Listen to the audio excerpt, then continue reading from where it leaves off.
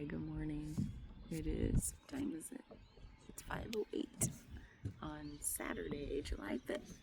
This is a reflection on lesson 185 in A Course in Miracles. It says, I want the peace of God. Just pretty simple.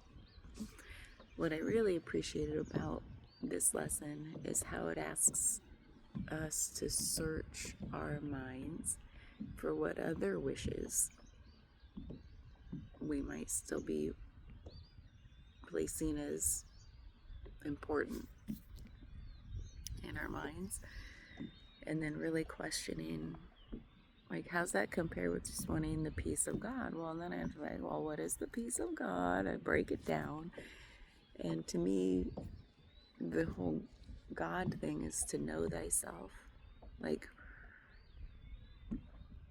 the peace that comes with just such a know thyself feeling.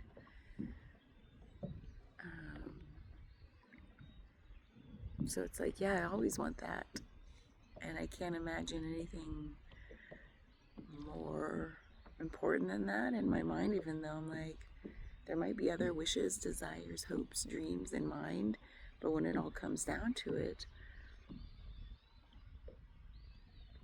like there's just such a peace in to know thyself at the deepest level. And I think there's so many fish jumping all around me out on the lake this morning. Like they're gonna jump in the boat. And because I think about, well, what is that peace that comes with it? What does it mean to know yourself, or know thyself? That all of these ancient traditions, wisdom traditions, religious, cultural, seem to boil down to is that's like what mankind is meant to do and being born into this existence, is to come into deep knowing of our truest nature. And in doing that, that is a peace. That's what the peace of God means to me. Because what is God? You know, what does peace of God mean? It's just a phrase that it's kind of like one of those that I've never really thought about. Like, what's it mean to me? Where am I? Oh, I'm floating really far from camp. And so that's what I really want. And so anything, now I'm going to have all kinds of things I want to do, hopes, dreams, whatever, for this lifetime. But it won't be it won't stand out ahead of that. And that gives me some clarity about my North Star, you know, what guiding thing, light, principle, whatever, can keep orienting me back to peace, back to, just the path I'm currently on. So that's what this lesson made me think of, is like, search your mind. What else feels really important enough to be consuming thought energy? And it's like nothing. So it's like that anything else can just go for a little while.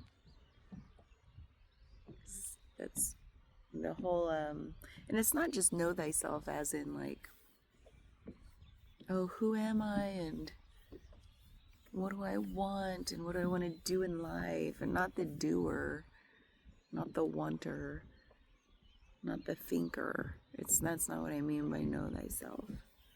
It means like, what is the true essence of me as a human, as a soul? And what is this reality? Where am I in it? And really it's all one and the same thing. The experiencer and the experienced, there's no difference, there's no distance between the two. And that brings such a sense of peace, like, whoa, you can just meditate on that for a year or a lifetime. I love it. It's like to experience. I think about this every time I get on the kayak and other places, but it's like our unique viewpoint or vantage point and perspective is not shared by anyone else. So that's one thing. Right. For example, from this perspective, this is my vantage point, my perspective. I can describe the sunrise that's happening and describe everything about the surroundings, etc., etc. No one will have this specific vantage point. Even the people who might be directly behind me at camp, they are what? Oh God, that's a long ways away. Okay, I don't know, a half a mile difference. So they might be taking in more periphery. Their view, they would describe it just probably slightly different. And yet, they think mine looks like theirs, and I think mine looks like theirs, or theirs looks like mine, whatever. But really, they're completely different perspectives. And then the other thing I think about is this, for example, for something about the waves today, there's a lot of little waves. It's not as like glassy smooth as it has been. And so the waves are making my boat is doing this, and then my body's doing this. And it's like,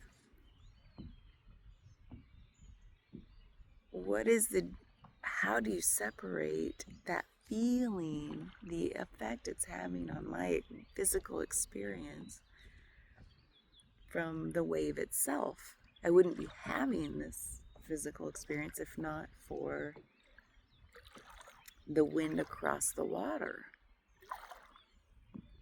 Isn't that weird? So I'm experiencing the wind both on my skin and in the way that it's sloshing my body around just because it's moving the waves. And so how do you separate the experience from the experience? And the thing being experienced. You can't tease them apart. I mean, you might think conceptually you can, but experientially you can't. So that's another thing, like this whole know thyself is to, I shouldn't say that, the peace of God is just,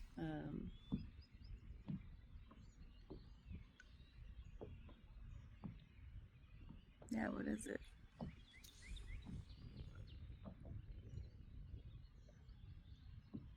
I think it comes back to stillness also, because only in the stillness you really get closer and closer to what that is. To me, God, again, isn't some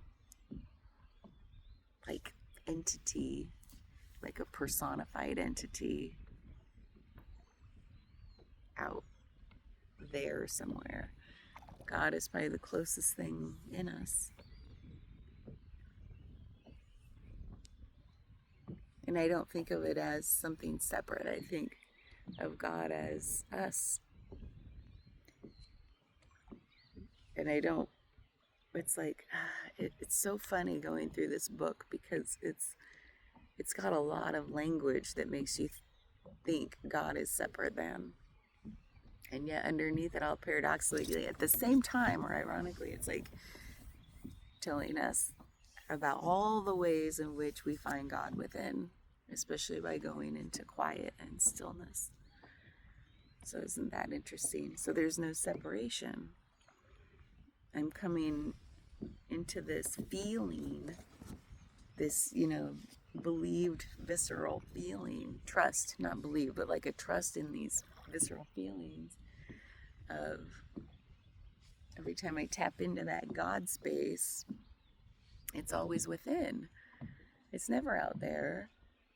And so I don't say out there, hey God, it'd be really great if you could help me out. You know, it's like, who am I talking to out there? What is God? It's not like a small entity way out there. Like, you think that's ridiculous. Like, outer space? What? I'm just joking because I think the way I hear God talked about a lot, it's as if it's a personified entity sitting out in outer space somewhere. It's like, but I also don't know. It would be neat to understand how some people conceptualize, or not even, I don't want to conceptualize, but like feel God. Because God, I think, is a lot of conceptualization. Like, well, we want to believe there's something more than this physical existence, and that we continue life after our physical death. And it's like, yeah, and what if like, the whole point is to not to try to get through this life to get to that, or to put up with this life in order to gain something from this God essence later. It's like, what if all of this was designed for us to experience the sheer awe of God in this physical existence, and to come into knowing that it is us? What if? And then some religions will say, well, that's just blasphemy, because we have to have some reverence beyond the humble human. And you can be humble and have humility when you recognize that inside as well. I'm not elevating the human above God. The God is in the human. I think that's where a lot of religions like try to put us in our place, to say, nope, you're making yourself too big. And you, like, I think I find more humility in recognizing that the God's within, because it's like, whoa, it just is like whoosh, that deep reverence, humility, just, it goes way beyond even gratitude. Just, whoa, it's too big, it's too much to feel, and that, it's just so overwhelming. It takes my breath away. So, yeah, I guess that's what all this lesson made me think of. I want the peace of God. I mean, I had no idea when I was practicing this that it would go to these places, when it really, really talked about just searching our minds for what else we would want that would even matter, other than knowing that peace of knowing God.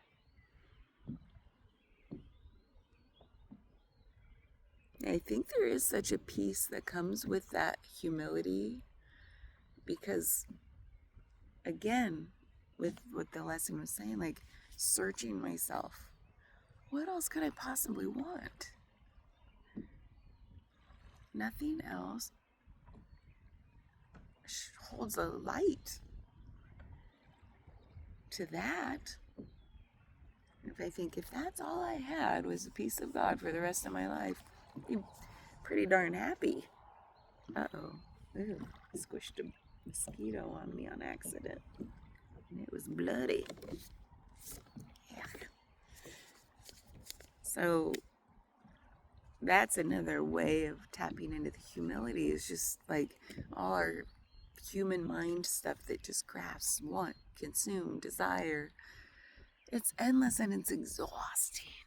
It's exhausting. The peace comes when that grasping comes into stillness a little bit more and more and more and more, like letting it go. Recognizing for what it is to let it go. So it's like that grasping and wanting and desiring and do, accumulate, even accumulating experience. Like even the grasping and wanting to squeeze out everything out of life, as much as I love to do that, is still grasping. So now I'm in this phase of like, even that, letting go of that. Not because it didn't give me some sense of joy and fulfillment and emotional experience and connection. It did all those things, and yet there's this desire to like let desire go. And then it's like, whoa. That's the whole zooming into something right here that may not seem exciting and like, oh, I got a grasp of that. Like, no, like to zoom into it makes it so much bigger. Like the curiosity is the thing, not the doing or accumulating or grasping.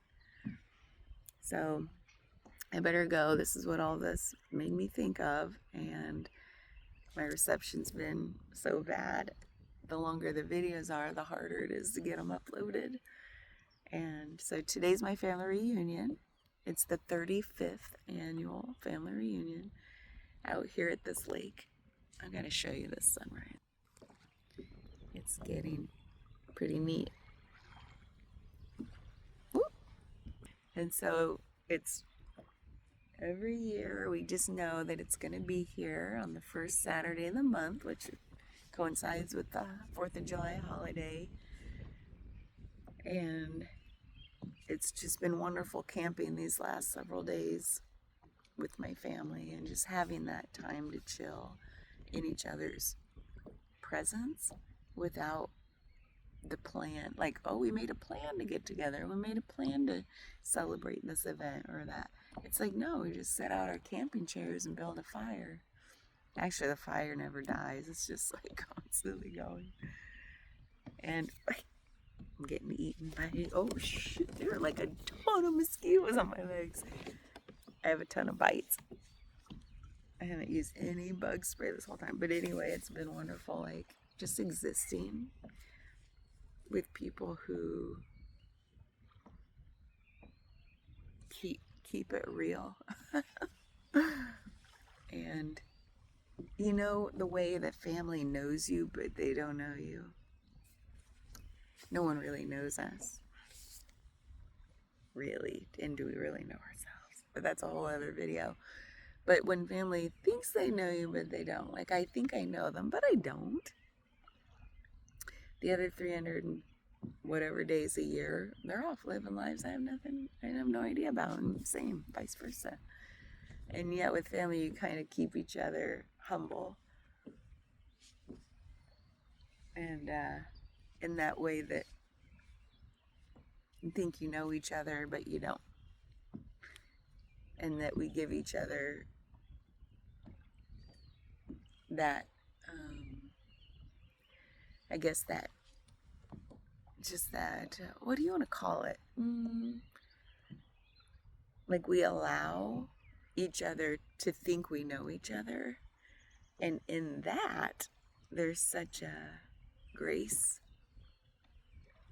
Like, I'll allow you to think you know me, and we treat each other as if that was the case, and also treat each other as deep down we know we don't know each other. Isn't that funny? Like, even your closest family members, if you see them a lot, well, some of these people I only see once a year. You know, or a few times a year. So anyway, those are other thoughts that came up since I'm talking about this peaceful, chill time with camping with family. So yeah, I don't want to forget these experiences. So I thought I'd include them in these little videos. Not that I'm watching these. Maybe someday. So that was lesson 185. And thanks for coming out on the water again with me. We got these little tiny choppy waves. And I'm gonna, oh crap. Oh man, I drifted really far because of these waves. I'm gonna have to, I wish I'd brought some cereal, man. I'm gonna be so hungry. I'm so hungry now. I didn't think about my energy level when I let myself drift this far, so I better go. Time to start heading back. Bye.